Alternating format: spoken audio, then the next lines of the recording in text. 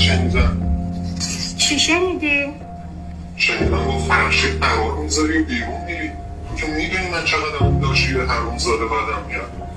اصلا به تو چه رفتی داره؟ دلم میخواد باش برم بیرون. غلط میکنی؟ من داداش بزرگتم. هر کی هستی دوست دارم من بهش بگم. باور کنید یا نه این ویدیوها در کشور خودمون داره ضبط میشه بچه‌ها. افرادی که در واقع بازیگر این فیلم‌ها هستن میتونم بگم بالای 70-80% زن و شوهرن. اینها در ازای دریافت یه سری موارد زیاد فیلم‌های خصوصی از خودشون تهیه میکنن با سناریوها و داستان‌های مختلف و این فیلم‌ها رو در اختیار افرادی قرار میدن که معمولاً خارج از کشور هستن. اما چیزی که برای من خیلی وحشتناکه اینجاست که اگر تا چندین سال پیش جوون یا نوجوان روی می‌آورد به تماشای این گونه فیلم‌ها، صرفاً تمامی اون داستان‌ها و اتفاقات براش در حد یک فانتزی باقی میموند که این فانتزی‌ها ممکن بود اصلا محقق نشه. وقتی این فیلم در کشور خودمون تولید میشه، بازیگراش ایرانی هستن، نوع چینش خونه، استایلشون، حرف زدنشون، دیالوگ‌هایی که به کار میبرن، از واژه برادر داره استفاده میکنه، یعنی سکس محارم رو داره عادی سازی میکنه. اگر در اونجا صرفاً به عنوان یک فانتزی تو ذهن این نوجوان باقی مونده بود، الان نوجوان با خودش فکر میکنه، میبینه که میتونه رنگ و بوی واقعیت پیدا بکنه. همه این آدما این کارا رو برای پول انجام میدن و کسی که